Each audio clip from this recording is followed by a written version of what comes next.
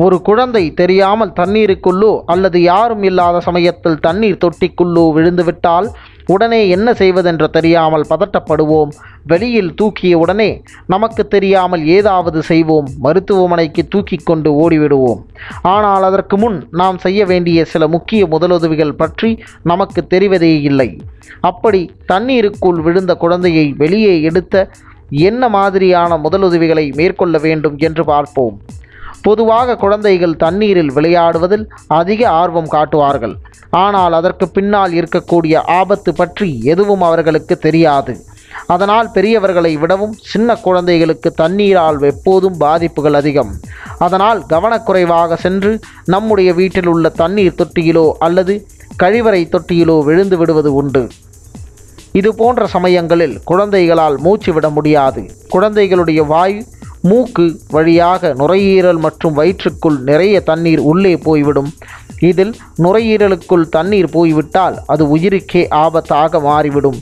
இதனால் தொடர்ந்து மூச்சு விட முடியாததால் மூளைக்கு செல்கின்ற ஆக்சிஜன் தடைபட்டு குழந்தை மயக்க நிலைக்கு போய்விடும். தண்ணீருக்குள் இருந்து குழந்தையை வெளியே எடுத்ததும் முதலில் சுவாச ஓட்டம் மற்றும் நாடி துடிப்பை சரியாக இருக்கிறதா என்று பரிசோதிக்க வேண்டும். குழந்தை மூச்சு விடவில்லை என்றால் செயற்கை சுவாசம் அளிக்கலாம். குழந்தையை மல்லாந்த நிலையில் படுக்க வைத்து அதன் வாயோடு நமது வாயை பொருத்தி வைத்து மிகவும் பலமாக ஊத வேண்டும். இப்படி செய்வதால் நம் வாய் வழியாக அனுப்பப்படுகின்ற காற்று குழந்தையினுடைய மூச்சுக்குழல் அடைப்பை உடனடியாக சரி செய்துவிடும். நாடித்துடிப்பு: ஒருவேளை குழந்தைக்கு இதயம் செயல்படாமல் இருந்தால் நாடித்துடிப்பு இருக்காது.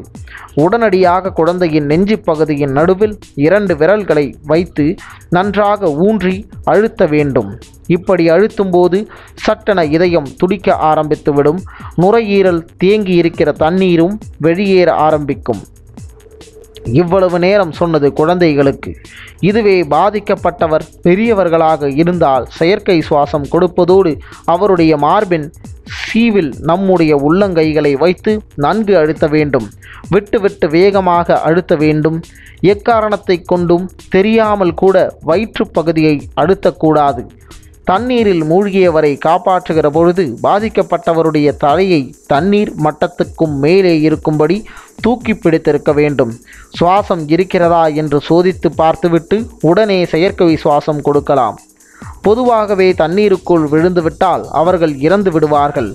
முதலுதவி செய்து பயன் இல்லை என்று பயந்து விட்டுவிடுகிறோம். ஆனால் அது தவறு. மூச்சு, இதயம் இரண்டும் தற்காலிகமாக கூட செயல்படாமல் இருக்கும். அதனால் பதட்டப்படாமல் முதலுதவி செய்யுங்கள். தண்ணீரில் விழுந்து 1 மணி நேரம் வரை கூட பாதிக்கப்பட்டவருக்கு மேற்கொண்ட முதல் உதவிகள் செய்து உடனே மருத்துவமனைக்கு கூட்டிச் சென்றால் காப்பாற்றிவிட முடியும்.